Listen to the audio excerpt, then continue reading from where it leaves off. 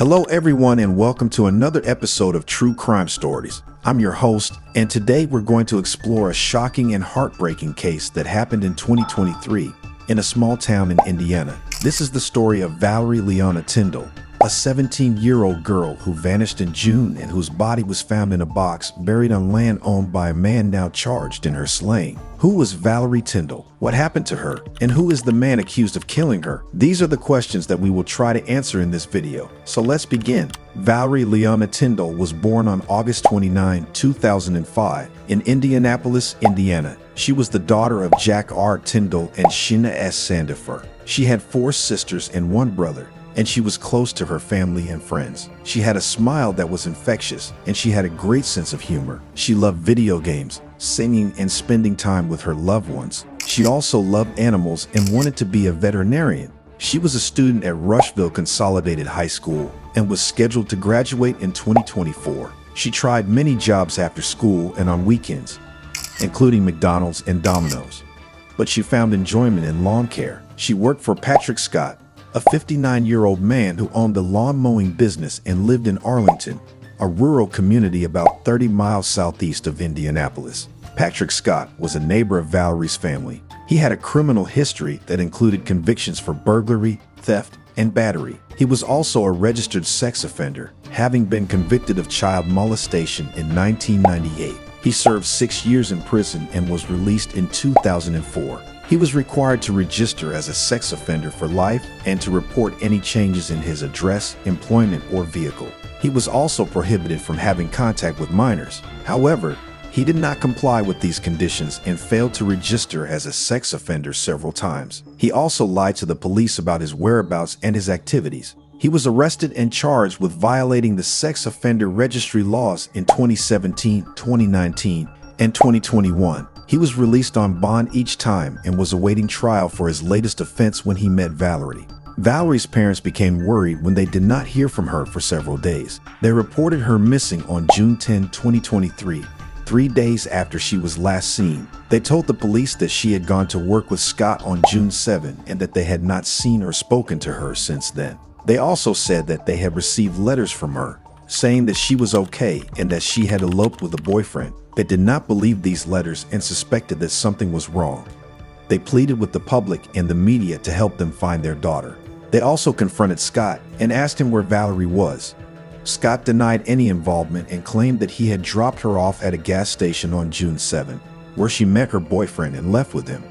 He said that he did not know who the boyfriend was or where they went. He also said that he had received a text message from Valerie on June 8, saying that she was happy and that she did not want to talk to her parents. He showed this text message to the police, but they later discovered that it was fake and that he had sent it to himself from a burner phone. The police launched an investigation into Valerie's disappearance and interviewed Scott as a person of interest. They searched his home and his property and found evidence that linked him to Valerie. They found her phone, her necklace, and her clothes in his bedroom. They also found a laptop and a camera that contained videos of him sexually assaulting Valerie.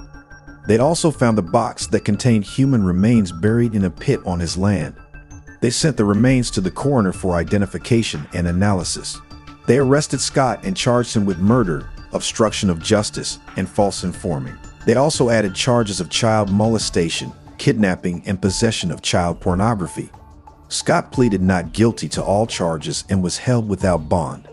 He is currently awaiting trial and faces life in prison without parole if convicted. The coroner confirmed that the remains found on Scott's property were those of Valerie Tindall. The cause and manner of her death are still pending toxicology reports and a final autopsy report.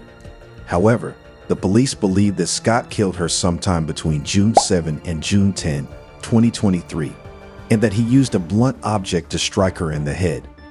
They also believe that he kept her body in his home for several days before he buried it in a box on his land. They do not know the exact motive for the murder, but they suspect that it was related to his sexual obsession and his fear of losing her or being exposed. They also do not know if Valerie tried to escape or resist him, or if she was aware of his criminal history and his intentions. They only know that she suffered a horrific fate at the hands of a monster who pretended to be her friend and her employer. Valerie's family and friends were devastated by the news of her death and the details of her ordeal. They held a memorial service for her on December 9, 2023, at the Arlington Christian Church. They remembered her as a beautiful, smart, and kind person who had a bright future ahead of her. They expressed their anger and grief over the loss of their daughter, sister, cousin, and friend. They also demanded justice for Valerie and hoped that Scott would pay for his crimes.